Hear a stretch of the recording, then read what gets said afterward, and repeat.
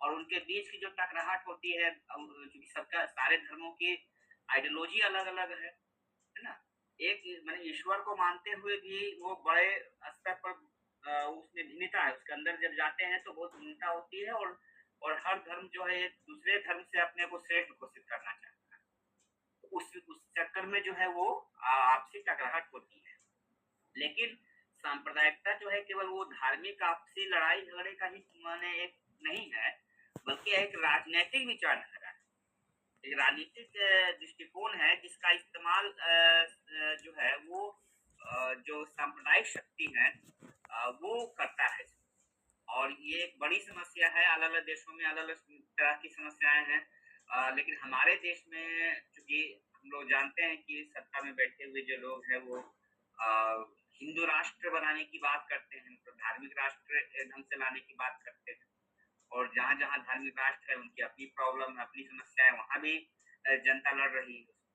तो उनका उनका सीधा जो होता है ना वो एक न सांप्रदायिकता जो है एक नकारात्मक दृष्टिकोण है, जहाँ पर वो सीधा कहते हैं कि भाई 2 धर्म के लोग आपस में वो मिलकर के नहीं रह सकते हैं। मतलब एक 2 माने इसमें 2 तरह के कर सकते हैं। एक लोग कहते हैं कि नहीं मिल के रह सकते, दूसरा कहते हैं कि नहीं मिल के नहीं रह सकते। वो इसीलिए अलग-अलग देशों में एक ही धर्म के लोगों को रहना चाहिए।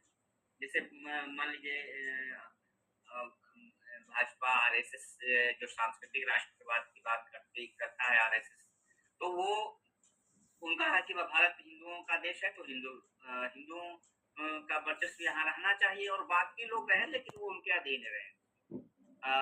और उसी ढंग से अगर आप देख लीजिएगा माने पाकिस्तान में, तो पाकिस्तान में वो मुस्लिम राष्ट्र है। और अभी फिलिस्तीन और इजराइल वाला भी मामला जो चल रहा था, अभी थोड़ा शांति समझौता हुआ, लेकिन देखिएगा कि उसके उसके अंदर की राजनीतिक और भूमि को कब्जे करने की एक है उसमें, लेकिन वो तो उसमें यहूदी और मुस्लिम वाला भी एंगल है उसमें। अ, तो ये कहीं न कहीं जो है ये मामला पेचीदा है, उसको समझने की ज़रूरत है और इसको हमको समझना चाहिए, क्योंकि ये हमारे देश को प्रभावित करता है, ये आम जनता को प्रभावित करता है और काफ़ी इससे जो है वो हम आप सब प्रभावित होते हैं। तो निश्चित रूप से जब हमें यह स्पष्ट समझना चाहिए कि जब समाज हमारा 2 वर्गों में विभाजित समाज है, एक तरफ पूंजीपति वर्ग है, दूसरा मजदूर वर्ग है, 2 समाज एक वर्गीय विभाजन, समाज का वर्गीय विभाजन है। तो निश्चित रूप से 2 वर्ग हैं तो वो दोनों वर्गों के अलग-अलग विचार होंगे। तो अब हिंदू ही हैं तो क्या सारे हिंदुओं की समस्याएँ एक जैसे होंगे? या मुस्लिम हैं, कोई मुस्लिम धर्म मानता है तो क्या सारे मुस्लिम धर्म मानने वाले लोगों की समस्याएँ एक जैसे होंगे? ऐसा नहीं है, समाज में ऐसा दिखता नहीं है। एक गरीब हिंदू या गरीब मुसलमान उनकी समस्याएँ अलग होती हैं, एक और जो पूंजीपति हिंदू है, पूंजीपति मुसलमान है या दूसरे धर्म भी हैं, तो उनकी एक अलग समस्याएँ हैं या फिर उनका अलग जीवन का है, तौर-तरीका है, रहन-सहन, खान-पान तमाम चीज़ें हैं और उनकी राजनीति अपने ढंग की है। तो ये 2 माने हिंदू एक एक संप्रदाय में रहते हुए भी ये अलग-अलग जो है विचारधारा लोगों के अंदर होती है, ठीक है? तो जो धर्म के जो राजनीति करने वाले जो लोग हैं, धर्म बहुत कोई फ़िल्म में शायद कोई डायलॉग था कि धर्म से बड़ा कोई धंधा नहीं।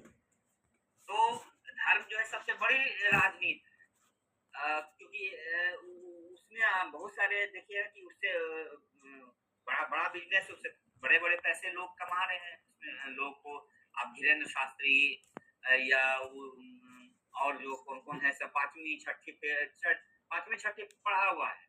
उसको साइंस का थोड़ा-सा भी उसको ज्ञान नहीं है, सूरज, चंद्रमा और तमाम चीज़ों के बारे में और वो जो है धर्म धर्म मठाधीश बना हुआ है और लाखों लोगों की भीड़ को जो है वो अपने जो है वो अंधविश्वासी विचारों से भर रहा है लोग को कुछ टेक्निकल ये करके कुछ जादुई प्रभाव दिखा करके और उसको जो है ठगने का कोशिश करता रहता है।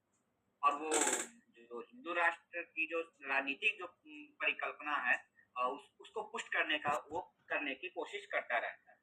तो एक ढंग से मतलब वो जो समाज जो वर्गीय विभाजन है और बड़ा क्लास स्ट्रगल जो समाज में चलता है, मतलब जो नीचे के तबके के लोग, हम लोग चाहते हैं ना ये कि भाई मजदूर एकजुट होकर के लड़ाई लड़े पूंजीपति के खिलाफ, पूंजीपति के खिलाफ में, क्योंकि उनके खिलाफ मिल के लड़ेंगे तभी जो है वो अपनी मुक्ति कर पाएंगे। हम लोग जानते हैं कि हम लोग भगत सिंह को हम लोग पढ़े पढ़े थे, तो भगत सिंह का भाई यही था कि भाई हिंदू हो मुसलमान हो एकजुट होकर के रहना चाहिए। एक मिनट जरा,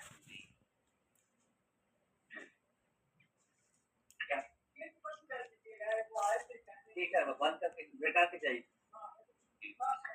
हाँ सॉरी।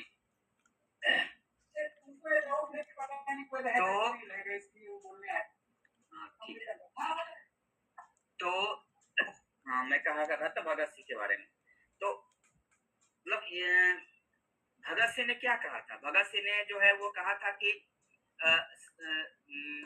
ये आप भगत सिंह का लेख था, इसमें लेख ये 1928 में उन्होंने कीर्ति पत्रिका में सांप्रदायिक दंगे और उनका इलाज इस नाम से एक लेख लिखा और उसमें उन्होंने बताया था कि कैसे मेहनत कशों को जो है एकजुट होकर के जो है पूंजीपति वर्ग की सत्ता को उखाड़ने की कोशिश करनी चाहिए, तभी उनकी समस्याएं दूर होंगी।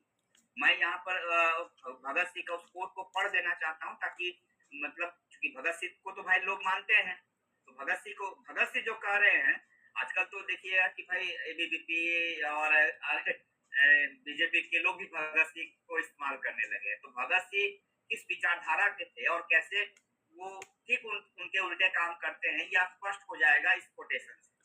जैसे भगत सिंह उसमें लिखते हैं सांप्रदायिक दंगे और उनका इलाज में कि लोगों को परस्पर लड़ने से रोकने के लिए वर्ग चेतना की जरूरत है।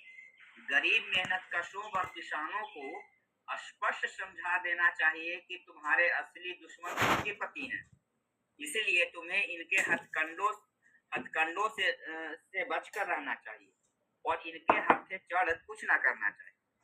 संसार के सभी गरीबों के, चाहे वे किसी भी जाति, रंग, नस्ल, धर्म, राष्ट्र के हों, अधिकार एक ही है। तुम्हारी भलाई इसी में है कि तुम धर्म, रंग, नस्ल और राष्ट्रीयता व देश के भेदभाव मिटाकर एकजुट हो जाओ और सरकार की ताकत अपने हाथ में लेने का यत्न करो। इन यत्नों से तुम्हारा नुकसान कुछ ना होगा, इससे किसी दिन तुम्हारी जंजीरें कट जाएंगी और तुम्हें आर्थिक स्वतंत्रता मिलेगी।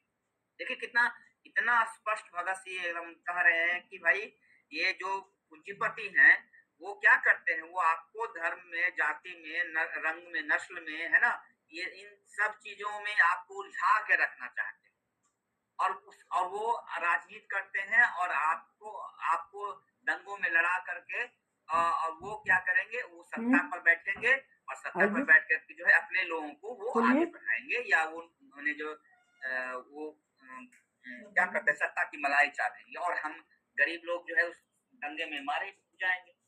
और इसका आप देखते ही है कई मैंने देश में कई जगह मैंने दंगे फसाद होते हैं तो गरीब लोगों के बच्चे मारे जाते हैं, लेकिन अमित शाह का बेटा मतलब जो हिंदुत्व के पॉलिटिक्स करते हैं, देखिए कि वो अपने बेटे को तो कभी कोई भी बड़ नेता, अमित शाह हो या और कोई दूसरे बीजेपी के नेता हो, आरएसएस के ही कोई बड़े नेता हो, ऐसे ही मुस्लिमों के खिलाफ खूब गाली और ये तमाम चीज करेंगे, लेकिन अपना वो जो है अपने बाल बच्चों को उससे दूर रखेंगे और वो बड़े बड़े पोस्ट पर जाएंगे और उसका लाभ उठाएंगे, ऐसो आराम करेंगे। तो एक ढंग से क्या कर रहे हैं, वो वर्गीय एकता को तोड़ने का ऐसे लोग प्रयास करते हैं और लोगों को उलझा के रखते हैं।